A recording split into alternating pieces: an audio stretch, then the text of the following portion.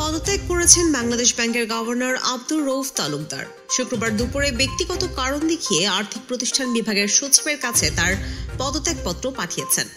আর্থিক প্রতিষ্ঠান বিভাগ সূত্রে এই তথ্য জানা যায়। সংশ্লিষ্ট সূত্রে জানা যায়, শুক্রবার বেলা ৩টার দিকে গভর্নর তার ১ পৃষ্ঠার পদত্যাগ পত্রটি আর্থিক প্রতিষ্ঠান বিভাগের সচিব মোহাম্মদ আব্দুর রহমান খানের কাছে পাঠান।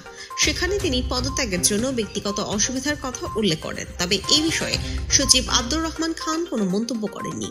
পরে এই বিষয়ে আব্দুর রউফ তালুকদারের সঙ্গে যোগাযোগ করা হলে তার মুঠোফোনটি বন্ধ পাওয়া যায়।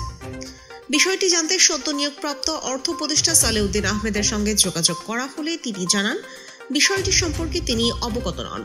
আগামীকাল অর্থ মন্ত্রণালয়ের আওতাধীন ৪ বিভাগের সচিবের সঙ্গে বৈঠক রয়েছে তার। সেখানে হয়তো বিষয়টি জানা যেতে পারে। জানা গেছে, নতুন অর্থ উপদেষ্টা সালেউদ্দিন আহমেদ শনিবার অর্থ মন্ত্রণালয়ের ও বিভাগের সচিবের সঙ্গে বৈঠক করবেন। এদিকে ৫ আগস্ট প্রধানমন্ত্রীর পদ থেকে শেখ হাসিনার পদত্যাগের পর থেকে বাংলাদেশ ব্যাংকে যাননি গভর্নর আব্দুর রউফ তালুকদার।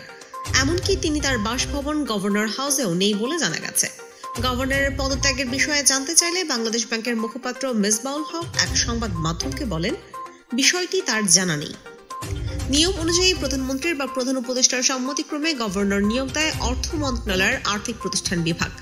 সেই হিসেবে গভর্নরকে পদত্যাগ করতে হয় আর্থিক প্রতিষ্ঠানের মাধ্যমে। আব্দুর রউফ তালুকদার তাই আর্থিক প্রতিষ্ঠান বিভাগে তার পদত্যাগপত্র জমা দিয়েছেন বলে সংশ্লিষ্ট সূত্র জানায়। এদিকে দেশের রাজনৈতিক পট পরিবর্তনের পর গত বুধবার একদল কর্মকর্তা কেন্দ্রীয় ব্যাংকের গভর্নর, ৪ ডেপুটি গভর্নর, উপদেষ্টা ও আর্থিক গোয়েন্দা দপ্তরের প্রধানের পদত্যাগ দাবি করে মিছিল করেন। তারা একজন ডেপুটি গভর্নরকে সাদা কাগজে সই করতে বাধ্য করেন এবং আরও ৪ জন শীর্ষস্থানীয় কর্মকর্তাকে পদত্যাগে রাজি করান। কোন একটি সরকার পরিবর্তনের পর কেন্দ্রীয় ব্যাংকে এমন ঘটনা এই প্রথম ঘটেছে বলে জানিয়েছেন জ্যেষ্ঠ কর্মকর্তারা।